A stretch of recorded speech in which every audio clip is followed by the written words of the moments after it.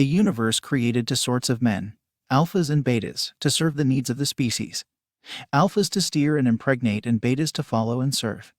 Some science suggests that in past just 1 out of each 16 men successfully reproduced, although more betas than this reproduce in times thanks to social order, and therefore the institution of marriage. I nevertheless suspect that the 1:1:6 ratio is beneficial in illustrating a plausible proportion between the two male types today. Assuming a point of historical constancy with reference to the above dynamic, I see two lessons to require from it. 1. If you're an alpha, sex with dozens of girls may be a likely predictor of this. If not a definition, you're probably within the slim minority. And 2. If you are a beta, you'll have your work cut out for you, seeing as alphas are only the highest 6% of men. TRP can serve both groups by providing the knowledge necessary for betas to mimic, and maybe eventually become alphas, and for alphas to maximize and streamline their strengths to squeeze the foremost value out of the sexual marketplace. As a rule, it's the character of girls to use men for cover, resources, and, within the case of her interaction with alpha males, reproduction. This is often due in large part to their physical vulnerabilities. Manipulation is an imperfect word to use to explain this mechanism, because it presupposes a degree of maliciousness or intentional deception. But it's useful therein it reminds us of how tricky women instinctively are with reference to the worth advertised versus what they supply in an interaction pattern not deliberately calibrated by a more manipulative, intelligent, and self-interested male. Schopenhauer described the innate routine of girls in these words: with girls, nature has had insight, what's called during a dramatic sense a striking effect.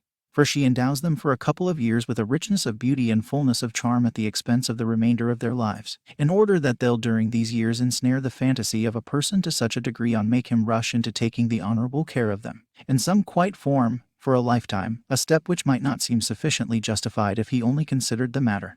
Because women are more hooked into men for survival than the other way around, they need collectively developed a compensatory characteristic that permits them to extract value from beta males in ways in which aren't interdependent.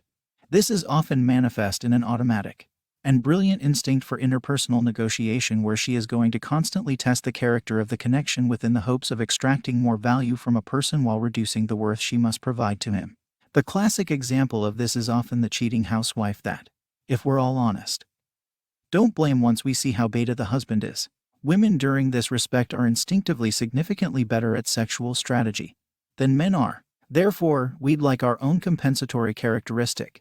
TRP, much chatter within the manosphere regarding the unpleasant nature of girls, is merely accurate when describing the interaction patterns of girls with men who haven't learned female nature, and the way to consciously manipulate it so as to tip the balance of power in his favor. To quote from a second and superior German philosopher, the true man wants two things: danger and play. For that reason, he wants a lady, because of the most dangerous plaything. Dangerous playthings require skills to enjoy without getting cut or burned. Let's discuss a few of them here. 1. Develop and or mimic a sex-satisfied, not a sex-desiring, mental disposition. Women don't consciously accept this as true with this, but their psychological firmware nevertheless insists on being interested in men who are already getting laid. This is often a really primal sort of pre-selection, as her mind conducts this subconscious logical syllogism: I do not know whether this man is fit reproduction. But the very fact that there are signs that he could also be already getting laid, he's not desperate, he's barely trying, he's already happy and cheerful, would suggest that other women have already made the assessment that he's. There are two differing and mutually compatible ways of cultivating this sex-satisfied state. One is to truly induce it by having sex with women regularly, going as low on the SMV column as is required to urge laid. The opposite is to mimic it by artificially altering your behavior and demeanor to match the patterns of somebody who is getting laid. There's no shame in this. Just avoid, just like the plague, any behavior that she could identify as needy, desperate, or sexually frustrated.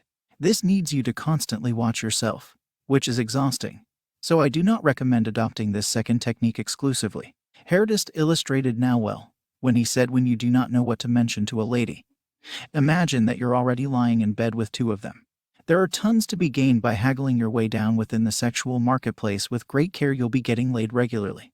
I'm hospitable the thought that other male personality types might like better to not roll in the hay in the least than to possess sex with a low SMV female, but I might argue that that preference is born of low testosterone or an over-reliance on masturbation and pornography. There appear to be two camps in TRP. One says fuck women, and therefore the other says fuck women.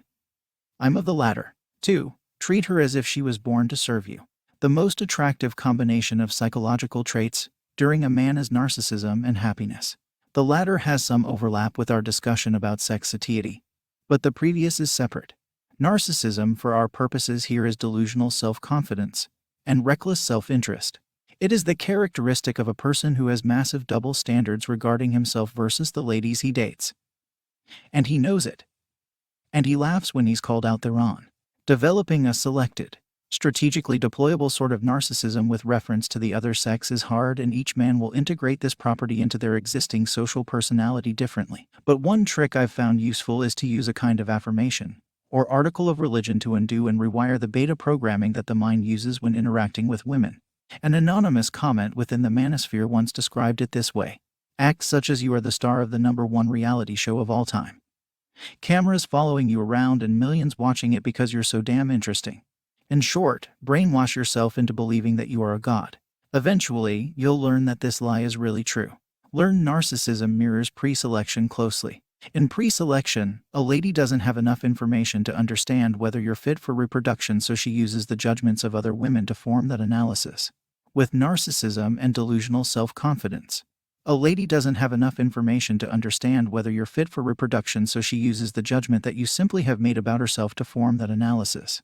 I assume it goes without saying that a lady isn't consciously considering you as a reproductive mate when she's discovering whether she wants to fuck you. These are all subconscious psychological phenomena that she herself has no direct awareness of. All she consciously experiences may be a desire to fuck you. While betas exist to serve women, women exist to serve alphas. Sometimes this dynamic is subtle.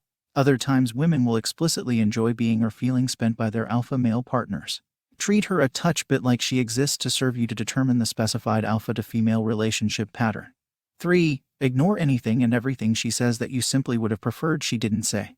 The most efficient and benevolent method of extracting the specified value out of the interactions you've got with females is to punish and reward her by giving and withdrawing her attention. Counterintuitively, ignoring a lady when she acts or speaks in an undesired way is simpler and disincentivizing than is confronting her verbally or maybe using physical violence. This is often because ignoring a lady communicates a greater readiness to withdraw from her permanently. This demonstrates the worth and instills insecurity in her, whereas verbal confrontation communicates to her that she is his only option, which he's more inclined to undertake to regulate her than he's to merely gravitate far away from negativity and undesired behavior, and within the direction of other females from whom he knows he can procure a preferable relationship. If a woman you're interacting with asks an unwanted question or makes an unwanted statement, flatly ignore it. I'm not suggesting that you simply fold your arms, sort of a frustrated kid, and provides her the rebuff.